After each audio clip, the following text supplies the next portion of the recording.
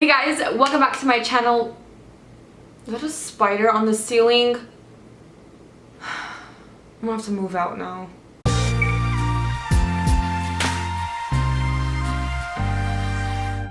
Hey guys, welcome back to my channel. Please excuse me if I look half asleep because I am half asleep. Normally I don't film as soon as I wake up. I generally do things for a couple hours before I start filming. So this is like the first thing besides eating that I'm doing this morning, and I'm like, My coffee's still very, very warm because I just made it. So this is gonna keep me going.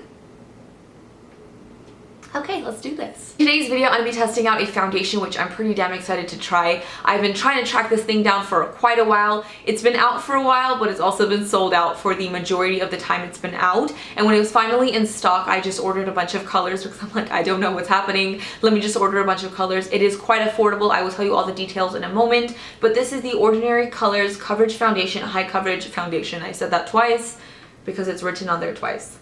I'm very sorry. But anyways, so this is the foundation I'm going to be testing out today. I also ordered the serum foundation, which is supposed to give you lighter coverage. I did test that out on my own time because I couldn't wait anymore. And I actually really do like it. I've only used it a couple times, but from the times I have tried it, I think I really like it. Full coverage is what I'm necessarily about most of the time, so that's what I'm most excited to try out today. So without further ado, if you want to see what I think about this foundation, keep on watching. Let's get into some details. It looks like they have about 21 different shades of this foundation, which is awesome. 30 milliliters of product, and it retails for $6.90 USD. That is more affordable than most, if not a lot of drugstore foundations. So if this proves to be like holy grail, that's amazing. The only unfortunate thing is it's like always out of stock, which really sucks. I haven't seen a lot of reviews on this foundation because I kind of want to like form my own opinion about it, but when it first came out I did see a few and a lot of people seem to really love this foundation. So I'm really excited, you guys. There's literally paragraphs upon paragraphs of information about this foundation, so I'm going to try to summarize this for you guys as best as I can. This foundation is alcohol-free, oil-free, nut-free, vegan, gluten-free, soy-free, and cruelty-free. The way they've done their colors and tones is very interesting. There's a few of each same color, but they have different letters next to it, which means different undertones. So if it has an N, that means neutral. If it has a P, pink, R, red, Y indicates yellow, and then there's such things as S for silver and G for golden undertones. That's really interesting. I've never really seen something have like a silver undertone. Some of these foundations have two letters next to it, like a Y and a G, meaning it's yellow and golden, so it's going to be very on the warm side. So that's interesting. If you're ordering a foundation online, it's good to really know what the undertone of these foundations are instead of it just saying light, fair, medium, beige. So that's pretty helpful, and that kind of helped me pick out the colors. I know that my skin is a little bit on the cooler side on my face, but I want to warm it up and match the rest of my body, so I tend to go towards neutral and more warm shades. So that's what I did. All the shades I got has an N next to it, which means neutral, so I'm crossing my fingers that at least one of 4 of these match my skin. Please. Oh my lord, there's a lot of information about this foundation. So it offers you a semi-matte finish. It is very, very pigmented, very full coverage. It's supposed to not feel heavy on your skin. It's supposed to look very skin-like. And they say that it's compatible with most primers and designed to work exceptionally well with the primers offering from The Ordinary, obviously. And I did notice that although this is alcohol and oil-free, it does have water and silicone in it. And if I'm not mistaken, something I've just been told my whole life is if you're gonna use a foundation that's water-based, avoid oily or oil-based primers because that's just gonna separate your foundation. I mean, it makes a lot of sense, but if I'm wrong, you can correct me, but that's just what I've been told. I hope I covered enough information, like the basis about this foundation. If you have any other questions, you can go on their website, you can read the paragraph for yourself, or you can ask me in the comments and I'll try to answer as best as I can. But for the most part, that's what these foundations are. I have 4 shades. I picked up 1.0, 1.1, 1.2, and 2.0, all neutral. Let's see. Before I put the foundation on my skin, I'm going to prep it first. I'm not necessarily going to put a primer on, but I am going to use some facial sprays to just kind of rejuvenate and hydrate my face. I'm going to use the Mario Badescu, I don't know, Aloe Herbs and Rosewater Facial Spray, and then I'm going to follow it with the Pixi Hydrating Milky Mist. So, uno momento. I would also like to note that my skin is exceptionally horrible today. I don't know what's happening, but I guess it's the perfect day to test out a foundation. Per usual in foundation routines, we're gonna do a sponge on one side and a brush on the other. That's how it goes. You do want to shake these foundations very well before you use them. I put a swatch of all 4 shades on my jaw, and I can say that these do oxidize a little. This is shade 1.0, which is like my skin tone but might be a little bit light all over, and then 1.1 actually looks pretty close. I might go with that one first, and then we have 1.2, which looks a little bit too warm and peachy for my skin tone, and 2.0, which is very dark for me but also has olive undertones, which is not bad because you rarely find that in foundations. So I think I'm gonna go and try 1.1. Really quickly, I wanted to show you guys the shades on my arm. This is 1.0 neutral, 1.1 neutral, 1.2 neutral, and 2.0 neutral. I also just realized that these have a lock on the pump, so if you turn it one way, nothing will come out when you press it, so if you're traveling, no mess. For anyone who ever had a doubt about how terrible my skin actually is, here you go. We're zoomed in, you know? Scarring, pimples, redness. I've been dealing with this since the 7th grade and it's no fun, but that's what my skin looks like, and it's very unfortunate. And I've, in my adult lives, developed dark circles. Yay! Oh. With all that said, let's put some foundation on our face, and this is 1.1 on the back of my hand. It is runny. It's not super watery, but it runs. It's not like a super thick moussey foundation. And I'm going to be using the e.l.f. 106 clear handle brush. This is really neat because it's like a spiral rose looking thing. I haven't tried this out yet, so this is what we're going to test out today. I'm going to get a little on my brush and let's go to town. Ooh, this does look a little bit light.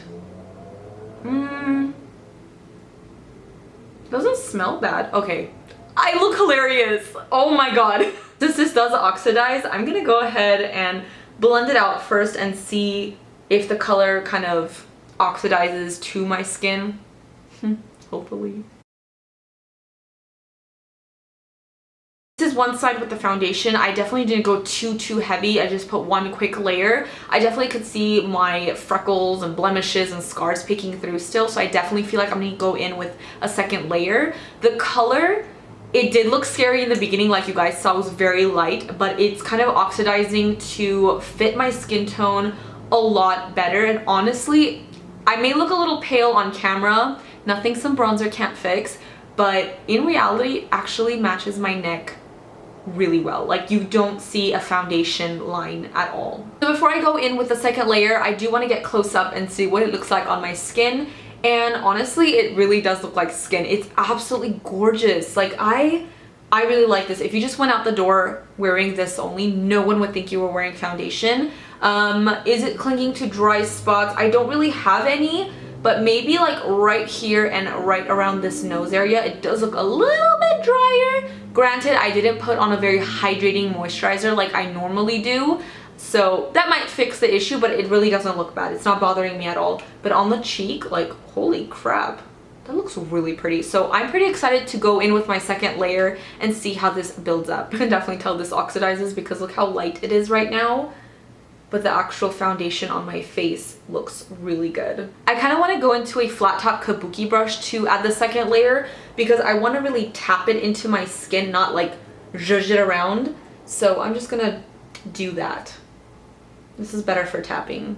I did do the second layer with the brush, and I did let it sit for a couple minutes just so I can see what happens to it. It is a little bit like wet feeling and it does transfer, so I would definitely 100% set this foundation, and I generally do set all my foundations.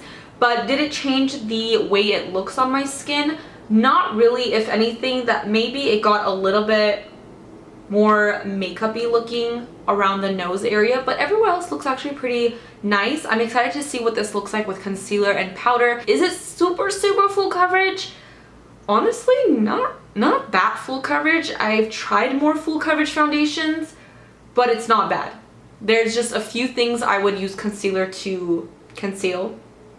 And for anybody curious, I'm using 2 pumps each layer. So this is 2 pumps on the back of my hand, which I'm going to use with a sponge right now. And I'm like kind of scared the sponge is going to absorb all of it, so I might have to go in with more. Let's go in with the sponge. I'm going to take a little bit on the butt and let's pounce this in.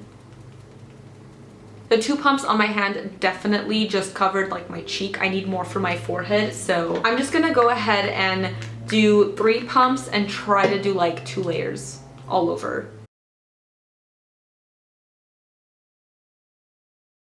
That's about 2 layers of the Beauty Blender on this side, and a lot of the times they tell you that brushes give you more coverage, but I got more coverage with a sponge this time around. Yes, I maybe had to use a little bit more product, but it looks so much smoother and prettier, and I really like the Beauty Blender side so much better. It also looks a lot more luminous. This side is way more matte, but do you see it? Do you see that little glow? I really like this side better. I'm looking at the side I did with the brush, and I've had it on for a while now. It's like had time to like sit on my skin, and I'm not really like a fan of the way it looks right now. Like in this area and in this area, it looks very dryish on me. I don't know. It's really weird. I'm curious to what's gonna happen when I put concealer and powder, but for the most part, you guys, it looks really nice. At least on this side. This is my favorite side, which is my bad side, but I really like the Beauty Blender. So if you do have this foundation, oh, my eyelids are creasing. That's gross. I'm so sorry. This is really close up. Please don't mind my eyebrows, but this is the brush side. I don't know if you guys can tell, but just in this area there and here, it's looking a little dry. You can definitely see that. Don't look at that. But that's the brush side. And then when we turn this way, this is the Beauty Blender side. And I definitely have more coverage here. You almost can't even see anything through my skin, but it just looks a lot nicer.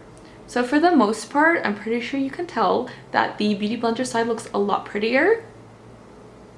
There you go. I'm not going to do my whole face on camera because that's just going to take way too much time, but I will apply my concealer and powder for you guys so you can see maybe how it looks and blends out. I'm using the Urban Decay Naked Skin Concealer. This is in the shade Fair Neutral.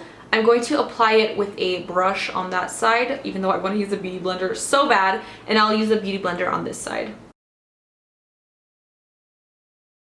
I'm going to need some bronzer pronto.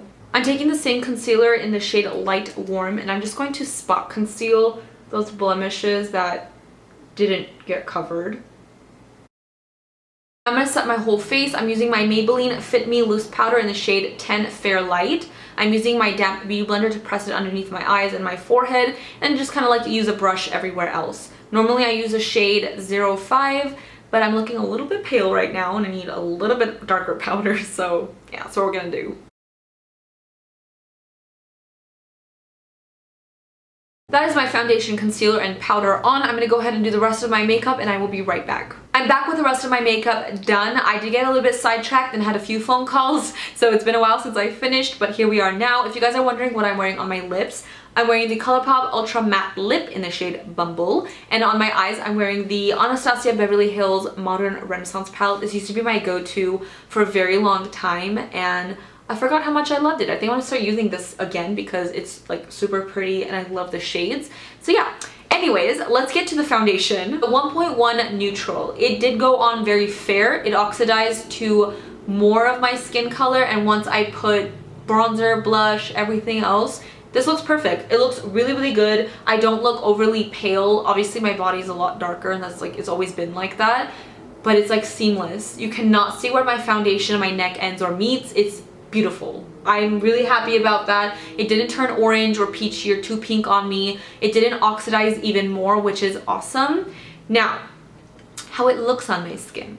Let's get into that. When I look at my skin at a distance, it looks really pretty and flawless. When I bring my mirror closer, I can tell there are some parts on my face, like around this region, around my nose, and like little parts of my forehead where my skin just looks a little bit dehydrated. It's not cracking and crumbling and flaking off, but it looks dehydrated.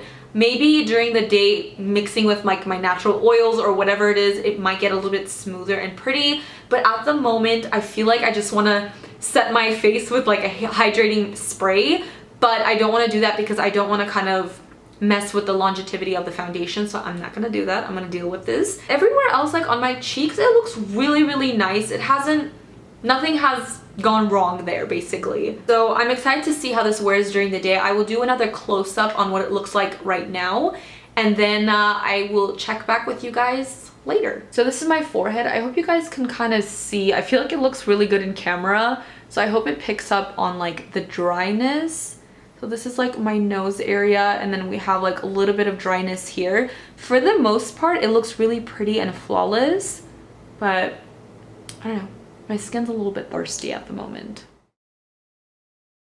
I really hope that this is coming off on the camera as I'm seeing it, but my skin looks so textured, so dry. Like around my nose, all my texture is emphasized. It looks really dehydrated, especially around my noses, super cakey.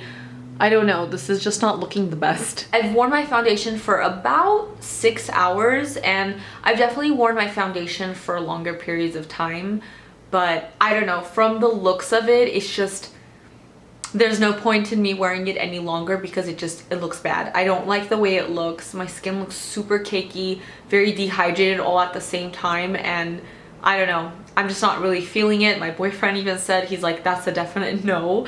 But yeah, I don't know. I like the serum version of this foundation from The Ordinary a lot better than this one so far from just this one day of testing it out. But I think for the most part, this isn't my favorite, but I'm gonna give it another try. Maybe try it with primers, a different powder. But yeah, I think I'm just gonna end it here. I just wanna wash my makeup off really badly. I don't hate this foundation, but it just doesn't look the best. I have plenty of foundations that look really, really nice, nicer than this. So yeah, I hope you guys enjoyed this video. I hope it was helpful.